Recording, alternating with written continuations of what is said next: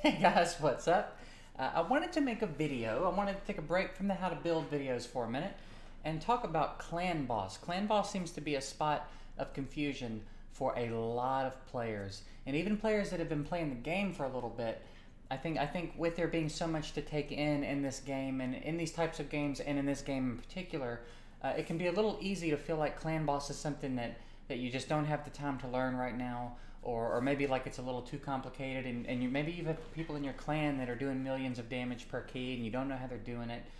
You feel like you're putting your strongest champions in there and still only hitting, a few 100,000 a key. So I wanted to talk about some of the champions that you could utilize in Clan Boss, and I wanted to talk about a little bit of the strat behind Clan Boss in this video. So we're going to start by giving a general rundown of what you need to take into Clan Boss, some things to know, some things to take in there, and some ways to start seeing some success. And then we'll go through and talk about some very easy to obtain champions that are going to be probably much better than you might have thought having just glanced at them. So for Clan Boss in early game in particular, it's going to be natural for you to think, I just need to take in my strongest champions who do the most damage, who hit the hardest. That's the way I'm going to really ramp up my Clan Boss damage. And while there are some instances of champions that can just hit the Clan Boss and do a lot of damage, that's not really correct. You want to focus. It's a debuff game. You're really playing a debuff game, especially earlier in the game, because it's going to be really difficult for you to put gear on your champions that's going to make them do substantial damage to something like the Clan Boss, while also staying alive and surviving its hits and dealing with all the things that it throws at you. So here's the things we're looking for primarily. Poisons and HP burns are your money makers, okay? And no matter what stage you're at in the game, as far as being early, mid, late, we could talk about some things being a little different, but you're still gonna want those. But really early game, poison and HP burn is your money makers, okay? On top of poison and HP burn, some things to look for are a weaken debuff, an attack break debuff, and a defense break debuff.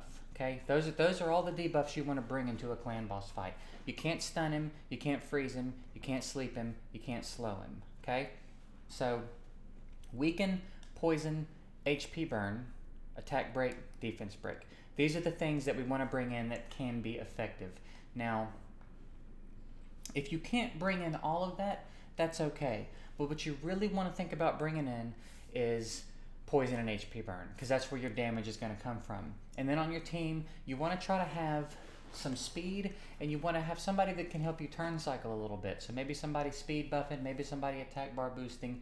And again, this isn't 100% necessary straight out of the gate, but it is something you want to keep in mind, because at turn 10, Clan Boss's damage is going to start shooting up drastically. If you've watched your Clan Boss runs and you make it to turn 10, I'm sure there's a point where you go, whoa, he's hitting way harder than he did last turn. That's because he hit turn 10 and the damage is going to start ramping up, which means he's going to start picking off your team. So really, particularly in the early game and mid game, you've got 10 turns to do as much damage as you can, because once he hits 10 turn, he's really going to start laying the hammer down and taking out your champions. So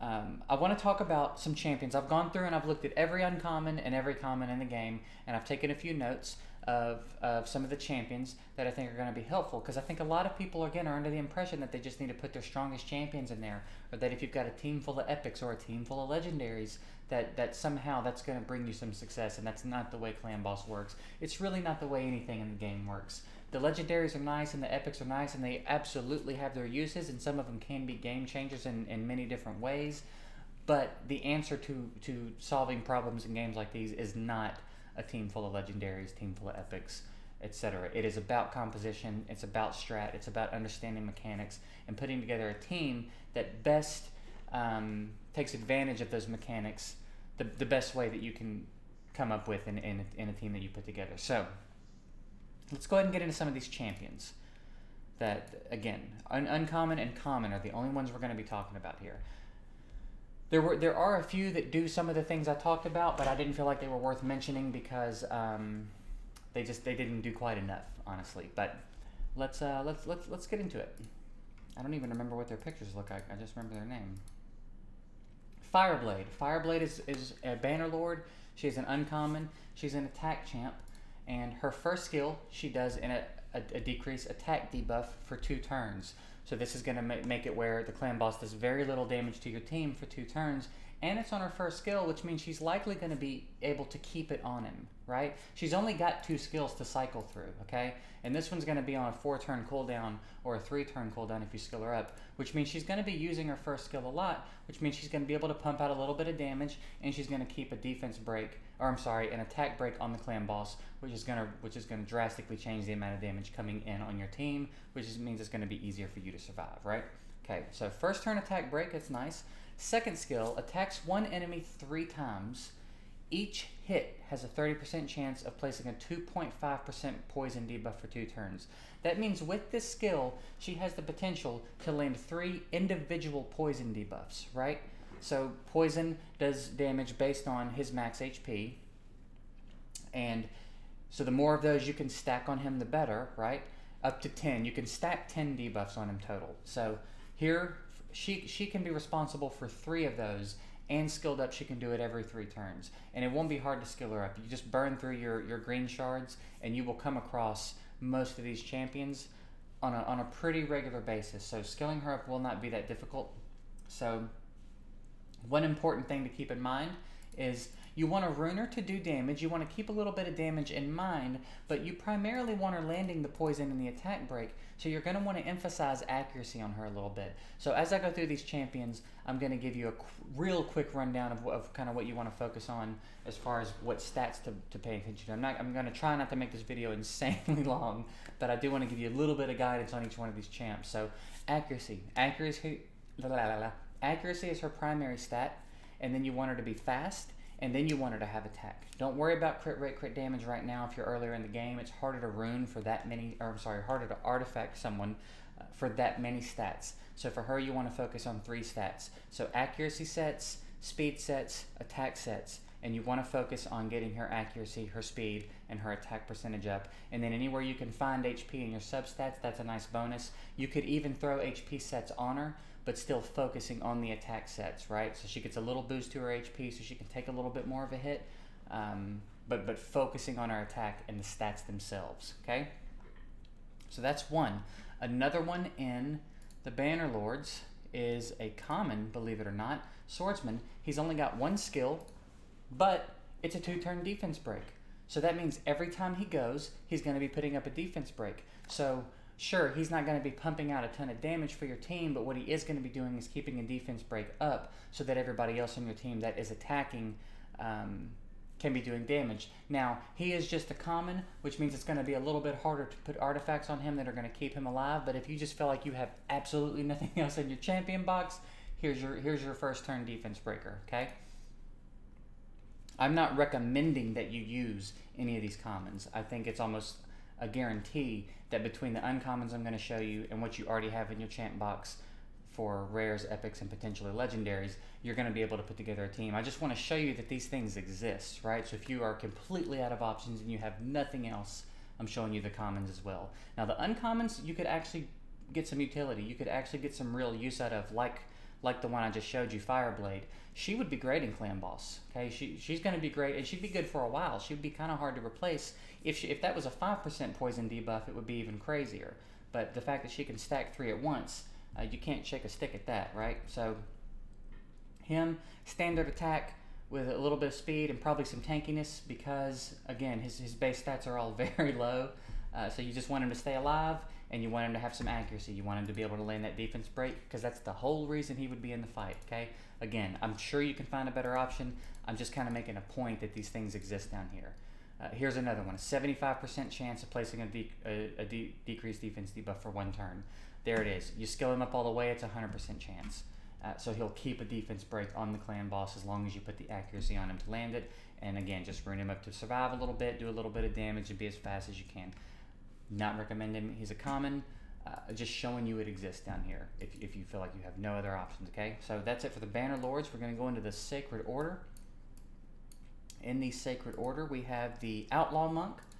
He has a first skill with it that gives him a 10% chance of getting an extra turn.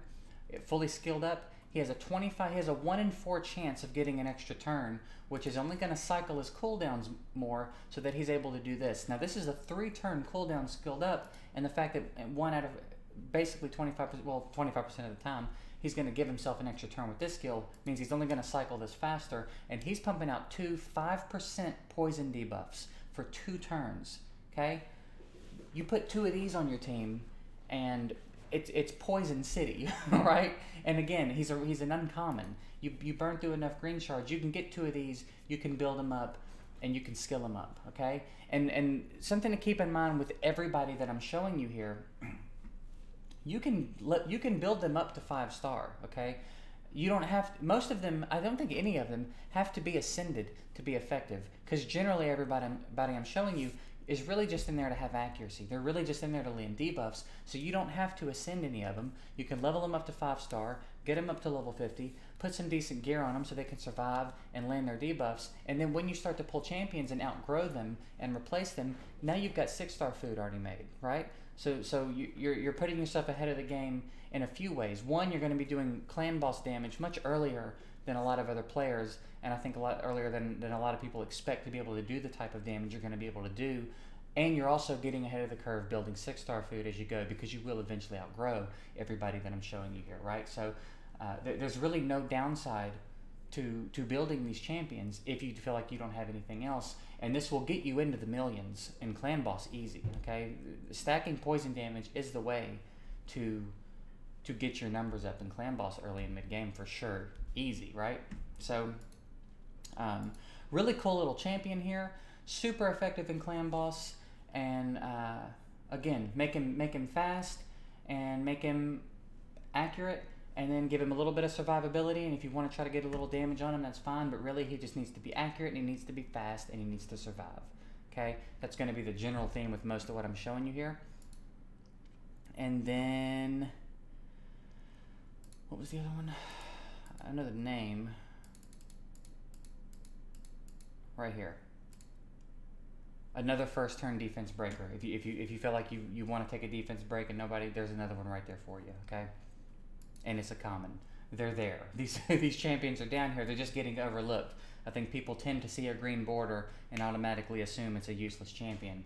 And there are many examples where that is certainly not the case. I'm going to be making other videos like this for other parts of the game, showing you how you can put teams together of common champions to be really effective in other parts of the game. So those are coming in the future. But for now, we're talking about clan boss. In the barbarians, we have, I believe it's her, the dervish. Yes, she's nice. She's got a 2-turn defense break on her 1st skill, which is, again, 1st-turn defense breaks are always nice at any level of the game. That's always effective. And that's it. For some reason, I had it in my head that this was a heal, but it's not. It's a heal block. That does not matter on the clan boss. But here you've got your 2-turn defense breaker, okay? And this is at least an attack. The heal block means nothing, but she's a 1st-turn defense breaker who will be a little bit easier to gear up because she's an uncommon, so her base stats are a little bit higher, right? In the Ogren, we have the Brute. 1st-turn poison, and it's a 5% poison, okay? Attacks 2 times at random, has a 50% chance of placing a 5% poison debuff for 1 turn if his attack is critical. So you got to come at this dude a little bit different, okay? He needs some crit rate if you have him and you want to put him to use. So he needs accuracy, and he needs crit rate, and he needs speed, and then he's got nice base HP, so it won't be too hard to put some gear on him that'll keep him alive, but crit rate, accuracy, speed on this guy. So we want him getting as many turns as possible. I also would not bother skilling him up, because what you don't want to do is reduce the cooldown of this one, because if you reduce the cooldown of this one, he's going to do it more often, which means he's going to do this less often, and we don't want that. We want this to be on cooldown as long as possible so that he uses his 1st skill more. So I would not skill this dude up. If you want to use him, I would just level him up and gear him up for accuracy, speed, crit rate, and then a little survivability. Okay, let him stack the poisons. Undead Hordes, we have Volpine, which I think is this one. Yes. first turn defense break, and then an attack buff for all allies. So that's nice. You can get that to a 3-turn cooldown, so he'll keep an attack buff on your team and lend a defense break. So nice little support, little bonus. Defense break and attack buff all in the same champion. That's going to be pretty nice for the rest of your team. It's a nice little bump in the attacks that they're doing on top of whatever poisons and debuffs they're landing and bringing to the team. And then Deathhound. Let's find Deathhound. Deathhound is a common. Deathhound has poisons in its kit, and it is a common. And it's over 10,000 base HP. How about that? At level 60 anyway. 5% poison debuff for 2 turns. Damage inflicted is proportional to defense. So we've got a 5% poison in the kit, and it scales off defense. Now it doesn't really matter so much that it scales off defense, but the nice thing about that is you can gear this dude up to have a bunch of defense, which means he'll be able to take more hits, and this skill will just do more damage because of that, on top of the potential to land the poison. And you can get this down to a 2-turn cooldown. 2-turn cooldown on a 5% poison debuff on a common champion. Don't tell me these things don't exist down here in the green and gray borders. It's here. It's here, people. Speedy, defensey, accurate. Everybody that I'm talking to you about right now gets accuracy, okay, guys? So speed, accuracy, defense, HP as well. But defense is a fun way to gear that one up. Now we're heading on to the Dark Elves. And we're looking at the Redeemer. Places an attack buff on itself for a crit hit. That's not the important part. The reason this one here is because she's got a poison debuff, a 2-turn poison debuff on her second skill, and you can get it down to a 3-turn cooldown. And pretty good base HP, so it'll be easy to make her survivable. Decent base attack. Base speed is low, but, you know, work with what you got. Accuracy, speed, tanky. Throw a little damage on there if you're able to. Don't worry about crit rate, crit damage on all these champs except the Brute. The Brute's the only one that would require crit rate because it's dependent on it for its debuff, right? And then last, in the Knight's Rev, we have the Cultist. And he's got a double hit on the first skill, and then a second skill is a 2-turn, 2.5% poison debuff. Now, there's plenty of options here for you guys, right? So don't get hung up on the fact that you need a purple border to be successful or a gold border on your champion's picture, right? You can come down here, you can pop a bunch of green shards, get these champions, get them skilled up, and put them to use, and your clan boss damage is going to skyrocket. And then you will eventually outgrow them, and you've already got 6-star food made, right? So this is such an effective way for new players and early game players, and even depending on what your champion box is looking like mid game, this could still be an effective thing for you to do, to come down and grab some of these champs and build them up a little bit, and really change your numbers in clan boss. Start getting better rewards, start getting better contribution. And you know, the more that you exercise these guys and kind of stretch your chops a little bit and branch out beyond the blue and above borders, the more you'll start to understand the game and figure out who can be useful where, and start to come up with some of these ideas that maybe other people aren't thinking of, right? So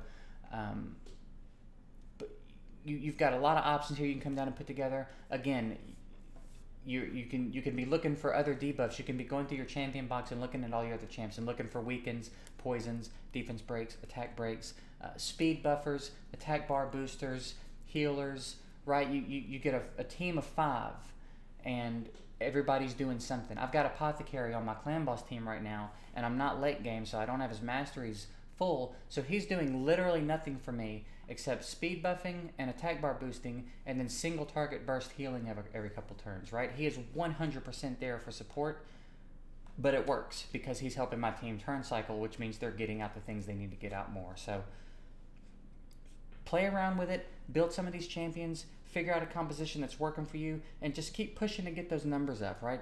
That's really what it's about, is pushing your damage up, breaking new records, setting goals and hitting them, and having fun, right? That's really what it's all about. So I hope that this was helpful.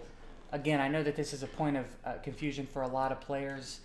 and it's one of those things that you might just keep putting it on the back burner to go in and really figure out the mechanics of how it works. So I hope that this kind of simplifies it for you and gives you a path you feel like you can head down to really start benefiting your clan and yourself and the drops you'll be getting. So I do hope it helped. I appreciate you watching. What I would really get a kick out of, if you watch this video, drop your current clan boss damage per key in the comments. And then after you go and you build some of these champs and make the changes, come back and update me on what the jump was, what your new clan boss damage is per key. I would love to hear how this is changing things for you. I've given this advice to a couple of people in my clan, so I'm interested to see them put it into practice. I actually haven't given him all this info, so I'm actually going to send him over this list after this video, or maybe just send him to the video. But I would like to know how your damage changes if you would humor me and come back and post that in the comments. So again, I appreciate you watching. Hope it helped. If you have any questions, let me know in the comments below. If you want me to help you actually you want to let me know what champs you got, we can talk about a team. Anybody has any more advice or input, I'm always happy to have more information in the comments. I will get back to the how to build series. I'm still pumping those out. I just wanted to take a break and put this out because I'm seeing a lot of issues with clan boss from a lot of players. So I wanted to go ahead and get this put out. So that'll do it. I'll see you guys in the next video. Have a good one.